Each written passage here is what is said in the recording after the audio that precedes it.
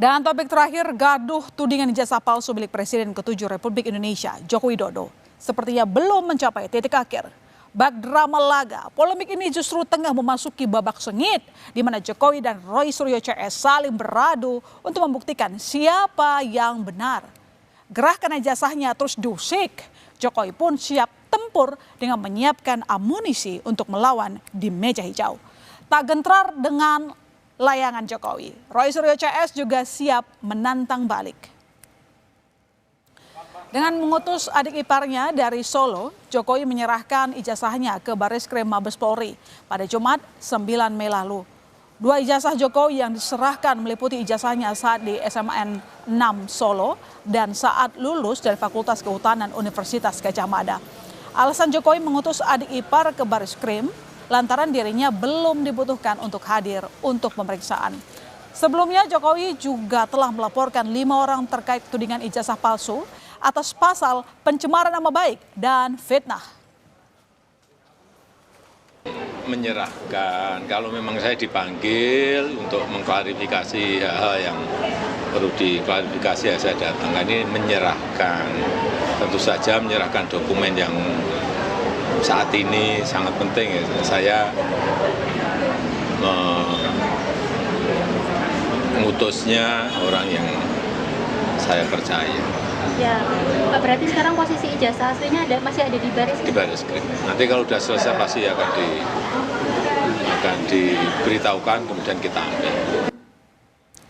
Manuver Jokowi menyerahkan ijazah ke Bareskrim justru disikapi Roy Suryo CS dengan menolak hasil uji lab forensik Bareskrim Polri.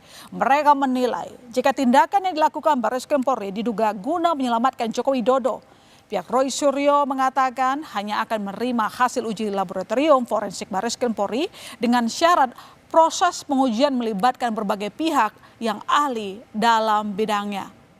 Sementara Kamis kemarin, saudara, Roy Suryo dan Tifauzia Tiasuma atau yang dikenal dengan Dr. Tifa memenuhi panggilan pemeriksaan di Polda Metro Jaya.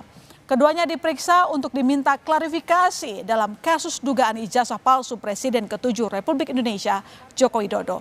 Dalam pemeriksaan ini, saudara, Roy dan Tifa menolak untuk menjawab beberapa pertanyaan dari penyidik lantaran dianggap tidak relevan dengan laporan Jokowi mengenai dugaan ijazah palsu.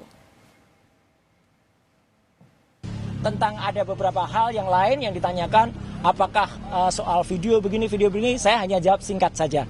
Apakah itu ada pada surat laporan tertanggal 26 Maret 2025. Ketika ditanyakan tidak terkait dengan itu, ya sudah. Jangan tanya saya yang tidak ada kaitannya dengan itu. Ya, jadi kalau sama tidak ada itu, jadi lokus dan tempusnya tidak sama dengan apa yang ada pada surat undangan, ya sudah. Menjadi objek perkara penanganan kasus ini adalah pernyataan yang mengandung fitnah dan pencemaran nama baik melalui media sosial atas tuduhan ijazah palsu S1 milik pelapor, kemudian skripsi berikut lembar pengesahan.